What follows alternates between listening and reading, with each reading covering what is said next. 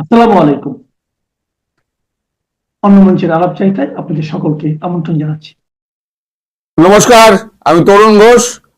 বাংলাদেশের আভ্যন্তরীণ পরিস্থিতি ক্রমশ উত্তপ্ত হচ্ছে। আপনাদের কাছে কতটুকু খবর আছে আমি জানি না। আমার পক্ষ থেকে আমি একটুখানি আপনাদের সাম্প্রতিক অবস্থা সম্পর্কে একটুখানি জানাই। সেটা হচ্ছে, আচ্ছা আগে বলে দিই, জয়শঙ্করজি যখন গেছিলেন না তারেক রহমানের সঙ্গে দেখা করতে ঢাকায়, সেই সময় তিনি শোকবার্তার পাশাপাশি আরো একটা চিঠি তারেক রহমানের কাছে পৌঁছে দিয়েছিলেন। সেই চিঠিটা ছিল নরেন্দ্র মোদীর লেখা। তাতে 4-5টি পয়েন্ট উল্লেখ করা ছিল ভারত বাংলাদেশ মানে তারেক রহমানের কাছে কি কি চায়। আমি যে পয়েন্টগুলো বলেছিলাম সেগুলো তো ছিলই, তাছাড়াও আর কি কিছু পয়েন্ট আছে সেগুলো আমরা কেউ জানতে পারিনি, কিন্তু চিঠির কথাটা গতকাল আমরা জানতে পেরেছি। এবার একটা আলাদা করে একটা চিঠি প্রধানমন্ত্রী নরেন্দ্র মোদী তার হাতে পৌঁছে দিয়েছিলেন জয়শঙ্করজি মারফত। এবার আসি বাংলাদেশের খবরে। বাংলাদেশের আপনাদের পার্বত্য চট্টগ্রাম অঞ্চলে ব্যাপক গন্ডগোল শুরু হয়েছে। একদম ত্রিপুরা বাংলাদেশ সীমান্ত, পার্বত্য চট্টগ্রাম সীমান্ত অঞ্চল থেকে আপনার একদম টেকনাফ পর্যন্ত এখানে একটা জায়গা আছে, তার নাম হচ্ছে কুন্দিয়া। কুন্দিয়ার ওখানে মানে পার্বত্য চট্টগ্রামের যারা কুকি চীন তারা সশস্ত্র হয়েছে, তাদের সঙ্গে মিলেছে তার আরাকান আর্মি। এই দুজন মিলে তারা, এই কিছু লোক আছে যারা ওখানে গেছিল, তারা হচ্ছে 3জন আইএসআই এর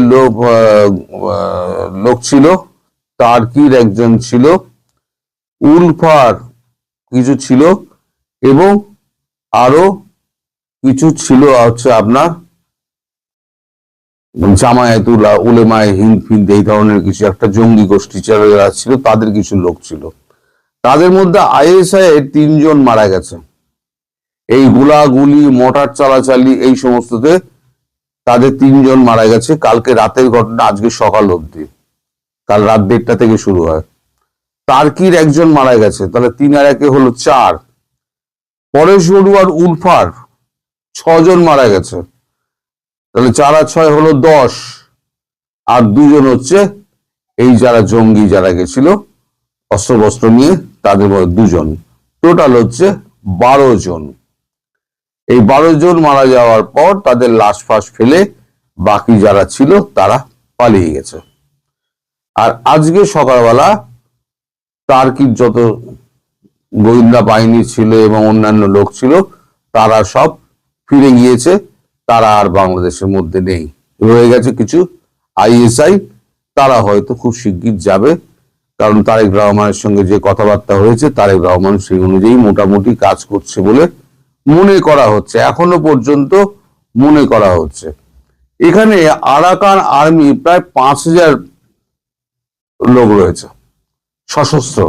5000 আর্মি বলা ঠিক হবে না, সশস্ত্র লোক রয়েছে আরাকান আর্মি, স্বঘোষিত আর্মি আর কি। তাদের কাছে প্রচুর অস্ত্র রয়েছে, এবং কুকি চীন যারা শান্তি বাহিনী করেছে তাদের কাছেও ইদানিং বা কিছু অস্ত্র তাদের কাছে এসছে, মডার্ন ওয়েপেন। দুপক্ষের মধ্যে ঝামেলাটা তৈরি হয়েছে, কারণ এর আগে যখন এই গন্ডগোলগুলো শুরু হয় তখন এই সমস্ত সন্ত্রাসবাদীরা পার্বত্য চট্টগ্রামে গিয়ে ব্যাপক হামলা করেছিল, মারধর বা বাড়ি বা ঘর জ্বালাও এই সমস্ত আক্রমণ করেছিল। তারপরে থেকে এই শান্তি বাহিনী এরা আর কি একত্র হতে শুরু করে এবং প্রতিরোধ গড়ে তোলে। তাদের সঙ্গে মিলে গেছে, হাত মিলিয়েছে আরাকান আর্মি। এখন এই যে পার্বত্য চট্টগ্রাম একেবারে ত্রিপুরার ওই অঞ্চল থেকে একদম ফেনী পর্যন্ত এই অঞ্চলটা তারা স্বাধীন রাষ্ট্র ঘোষণা করার দাবিতে এখন মারপিট চালাচ্ছে। তাদের মানে স্বাধীনতার দাবিতে। তারা বলছে আমরা স্বাধীনতা চাই। এখন এই যে আপনাদের ওখানে একটা পোস্ট আছে, মানে সেনা পোস্ট আছে কাছাকাছি, টেকনাফের ওখানে একটা সেনা পোস্ট আছে। সেই সেনা পোস্টের সদস্য যারা সেনা সদস্য, তারা ওই ক্যাম্পের মধ্যেই ছিলেন। তারা গোলাগুলির শব্দ শোনা সত্ত্বেও তারা কিন্তু বেরোননি। তারা কিন্তু কোনোভাবেই দেশকে রক্ষা করতে পারছেন না। আরাকান আর্মি দেশের মধ্যে ঢুকে জলকেলি করে চলে যাচ্ছে। বিডিআর সামনে, আর্মির সামনে কেউ কোনো বাধা দিতে পারছে না। এই নপুংসক আর্মিকে দিয়ে আপনারা দেশ রক্ষা করবেন ভাবছেন? আপনারা যে বলছেন সীমান্ত দিয়ে আপনারা এসে সেভেন সিস্টার দখল করে নেবে, কিন্তু আপনাদের এখানে সেভেন সিস্টার তো চিকেন নেক তো ছেড়ে দিন, আমরা চিকেনের যে গলা আছে, এই ঠ্যাং আছে, চিকেন লেগ, সেটাই তো এখন হাতছাড়া হওয়া শুরু হয়ে গেল। তো যাই হোক, এখন অবস্থা যেটা পৌঁছেছে সেটা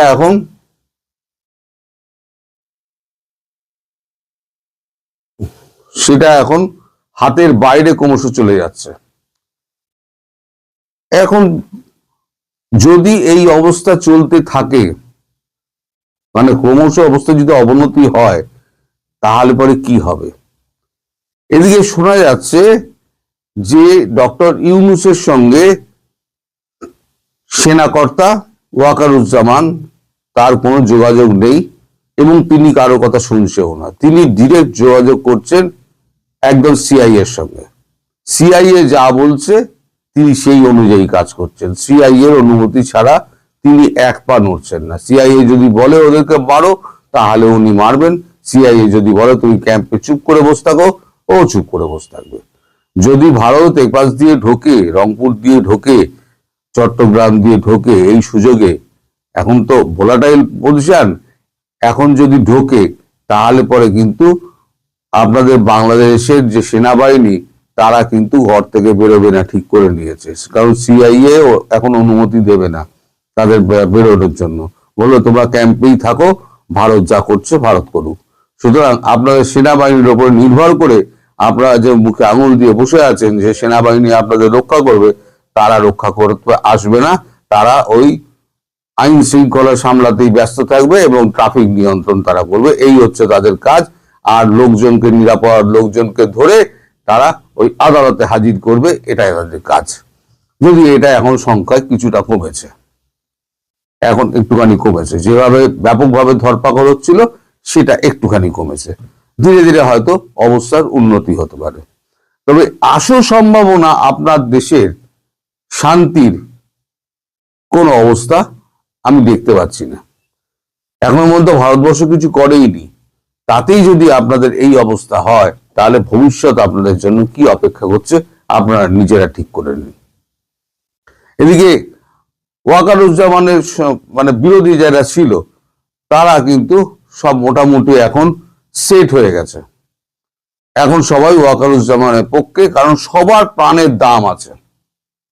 আলটিমেটলি সবাই বোঝে আমার যদি প্রাণটা বাঁচে তাহলে আমার ফ্যামিলি বাঁচবে, আমি বাবা কবরের নিচে যাব না।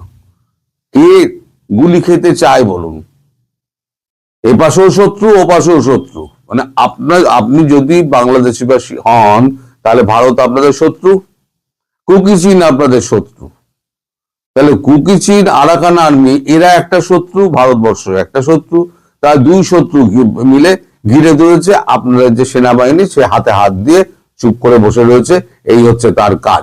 এখন আমাদের ডক্টর ইউনূস, তিনি এখন কি করবেন ঠিক করতে পারছেন না। এখন নির্বাচন নিয়ে যতদিন এগিয়ে আসছে, যতদিন, তত ইউনূসের পারদ চড়ছে। কারণ নির্বাচন যদি, চাপ তো দেবেই, নির্বাচন তো করতেই হবে, কিন্তু ইউনূস নির্বাচন চাইছেন না। এখন এই নিয়ে উনি একটা জল ঘোলা পাকানোর চেষ্টা করছেন। আবার উনি ওই হাদি গ্রুপকে দিয়ে, ইনকিলাব মঞ্চকে দিয়ে আবার একটা হেউত তুলে দিয়েছেন যে আবার তোমরা অস্থির করো। ফলে তার একটাই কাজ হচ্ছে কোন রকমের দেশের মধ্যে অস্থিরতা তৈরি করে নির্বাচনটাকে আগে মানে ক্যান্সেল করো, বলবে এই অবস্থার মধ্যে নির্বাচন তো হতে পারে না। আগামী দিনে আমার মনে হচ্ছে এই ইনকিলাব মঞ্চ 2-4 দিনের মধ্যে দেখবেন সারা বাংলাদেশ জুড়ে একটা তাণ্ডব করবে। তাণ্ডব করার পর তখনই ডক্টর ইউনূস বলবেন আর মাত্র 1 মাস 9 দিন বাকি আছে, কি 1 মাস 8 দিন বাকি আছে, এর মধ্যে নির্বাচনের সমস্ত কিছু সম্পন্ন করা, কাজ সম্পন্ন করা, এগুলো করা যাবে না। এটা নিজে মুখে না বলে নির্বাচন কমিশনারকে দিয়ে এটা বলাবেন, এটা আপনারা ধরে রেখে দিন। আর তখন ডক্টর ইউনূস আবার নিজে একটু নিশ্চিন্ত হয়ে বসবেন যে না, আরো কিছুদিন আমি রইলাম, যতদিন না পর্যন্ত একটা কিছু ফয়সালা হচ্ছে, মানে তার যাওয়ার ফয়সালা হচ্ছে। কোন দেশে তিনি যাবেন, ইরানের ভিডিওটা সকালবেলা করেছে, আপনারা দেখে নেবেন ইরানের কি অবস্থা। ইরানের পেজেশকিয়ান যে প্রেসিডেন্ট, তিনিও ভাগার তাল করছেন। খামেইনি, যিনি মোল্লা চরমপন্থী, যিনি আসল ধর্মগুরু, ধর্মগুরু দেশ চালায়, তো যে মডেলটা বাংলাদেশ জামাত যে মডেলটা নেওয়ার চেষ্টা করেছিল, এখন আর সফল হবে না, সে চেষ্টা করেছিল, কিন্তু সেই মডেলটা ফেল করেছে।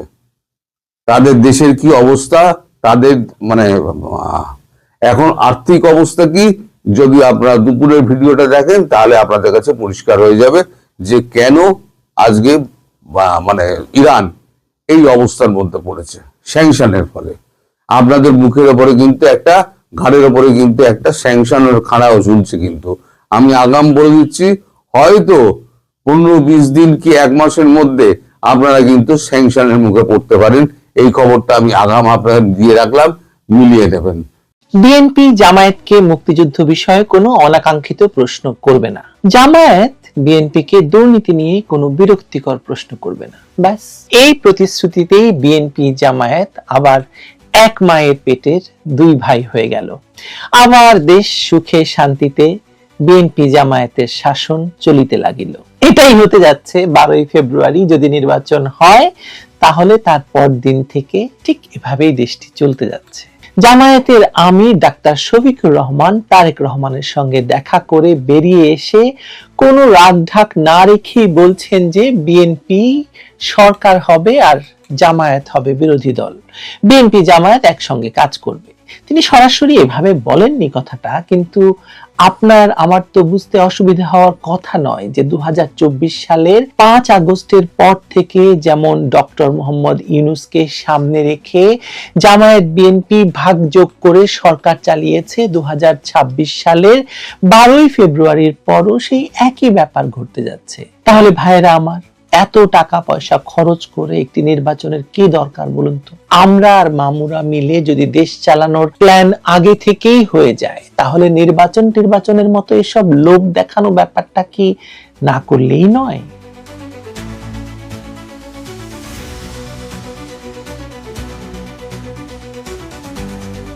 গিয়েছিলেন তারেক রহমানকে সান্ত্বনা দিতে, বেরিয়ে এসে ম্যাডামের নীতিতে দেশ চালানোর ঘোষণাও দিয়ে দিলেন আমিরে জামায়াত ডাক্তার শফিকুর রহমান। বললেন বিএনপি ও জামাত একসঙ্গে কাজ করবে। এটাকে সরাসরি রাজনৈতিক ঘোষণা হিসেবেই আমাদের বিবেচনা করতে হবে, এবং এই ঘোষণার ভেতরেই লুকিয়ে আছে বাংলাদেশের সামনে দাঁড়িয়ে থাকা সবচেয়ে অস্বস্তিকর সেই প্রশ্নটি, যদি সরকার গঠনের ছক আগেই কষা থাকে, ক্ষমতা ভাগাভাগি আগেই ঠিক হয়ে যায়, তাহলে নির্বাচনটা আসলে কিসের জন্য? বাংলাদেশ জাতীয়তাবাদী দল এবং জামায়াত ইসলামী বাংলাদেশের সম্পর্ক নিয়ে বহু বছর ধরে নানা বিশ্লেষণ হয়েছে। সবাই সবসময় একমত হয়েছেন যে জামায়াত বিএনপি এক মায়ের পেটের 2 ভাই, এদেরকে বিচ্ছিন্ন করাটা সহজ কথা নয়। 2024 সালের আগস্টে ক্ষমতা দখলের পর কে বেশি ভাগ নেবে তা নিয়ে একটু দ্বন্দ্ব তৈরি হয়েছিল, এবং সেই দ্বন্দ্বে কখনো জামায়াতকে যুদ্ধাপরাধী দল বলেছে বিএনপি, আর জামায়াত সবসময় বলেছে যে দুর্নীতি করেছে, হেন করেছে, তারেক রহমানের কি কি ভেঙে টেঙে দিতে চেয়েছে। এখন সবকিছু মিটমাট হয়ে গেছে, আবার ভাইয়ে ভাইয়ে মিল হয়ে অতঃপর তাহারা সুখে শান্তিতে বসবাস করিতে লাগিল। এই পর্যায়ে চলে গেছে খেলাটা। এবার প্রকাশ্য ভাষায় বলা হচ্ছে নির্বাচনের পর নয়, সরকার গঠনের আগেই 2 দল বসে সিদ্ধান্ত নেবে, অর্থাৎ ভোটের রায় নয়, আলোচনার টেবিলেই ঠিক হবে ভবিষ্যতে রাষ্ট্র পরিচালনার রূপরেখা কি হবে।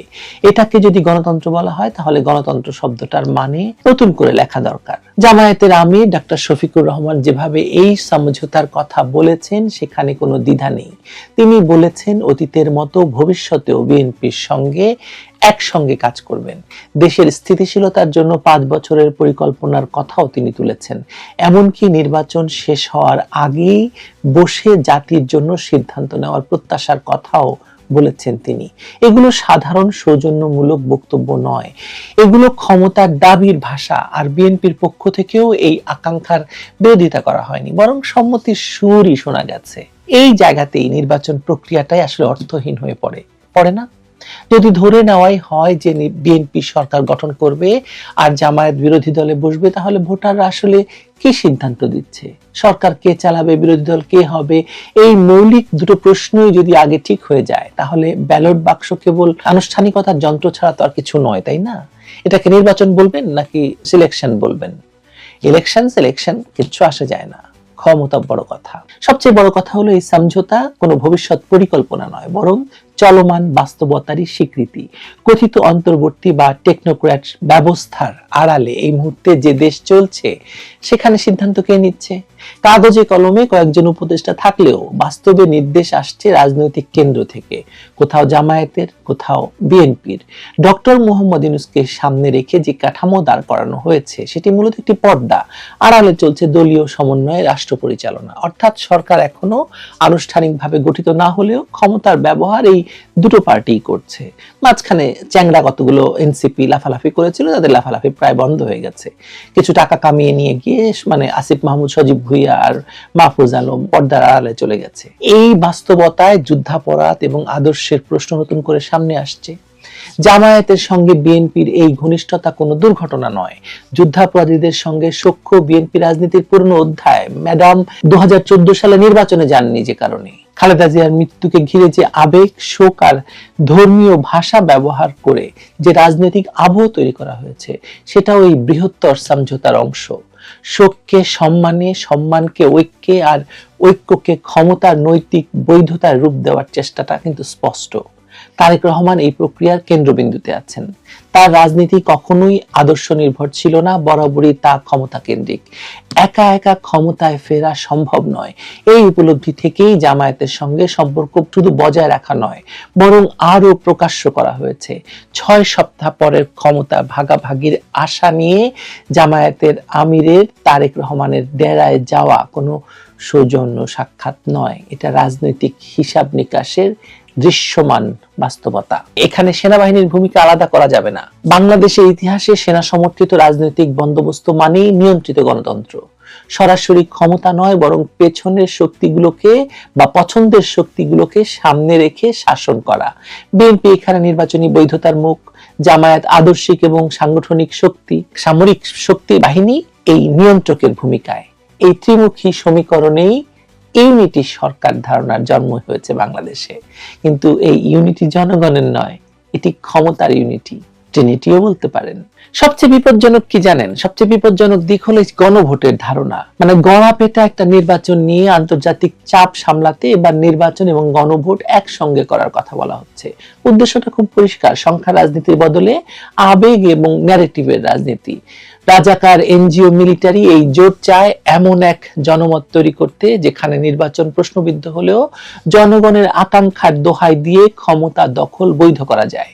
এতে ভোটার নাগরিক নয়, নাগরিক এখানে দর্শকের ভূমিকায়। আওয়ামী লীগ আমলে অনুষ্ঠিত নির্বাচন নিয়ে জামায়াত, বিএনপি, ইউনূসের বিরাট সব অভিযোগ। আর শুরু থেকে ইউনূস একটি ইতিহাস সৃষ্টিকারী নির্বাচন উপহার দেওয়ার ঘোষণা দিয়ে আসছেন। এখন বোঝাই যাচ্ছে কত বড় ইতিহাস তিনি তৈরি করতে যাচ্ছেন। কত আসন বিএনপি আর কত আসনে জামায়াত, এসব যদি ঠিক করাই থাকে তাহলে নির্বাচনটা অহেতুক হয়ে যাচ্ছে। কিন্তু শেখ হাসিনার আমলের চেয়েও ভয়ঙ্কর নির্বাচন হতে যাচ্ছে, সে ব্যাপারে কোনো সন্দেহ রাখার কোনো কারণ নেই। আমি রাখছি না, আপনারা রাখলে রাখতে পারেন। যদি বিএনপি জামায়াত সমঝোতার সরকারই চালু থাকে, যদি নির্বাচন আগেই ফল নির্ধারিত থাকে, যদি সরকার গঠনের সিদ্ধান্ত ভোটের আগে হয়ে যায়, তাহলে নির্বাচনের দরকারটা কি? উত্তরটা কঠিন, কিন্তু সৎ উত্তর তো পাবো না কারো কাছ থেকে। নির্বাচন এখানে আর ক্ষমতা নির্ধারণের মাধ্যমে হচ্ছে না, মানে মাধ্যম না, এটা একটি আনুষ্ঠানিক সিল, আপনি সিল দিবেন। বাংলাদেশে ক্ষমতার ভাগাভাগি সবসময় নির্বাচনের আগেই হয়ে যায়। নির্বাচনটা বাংলাদেশে এখনো একটা শো অফের বিষয়।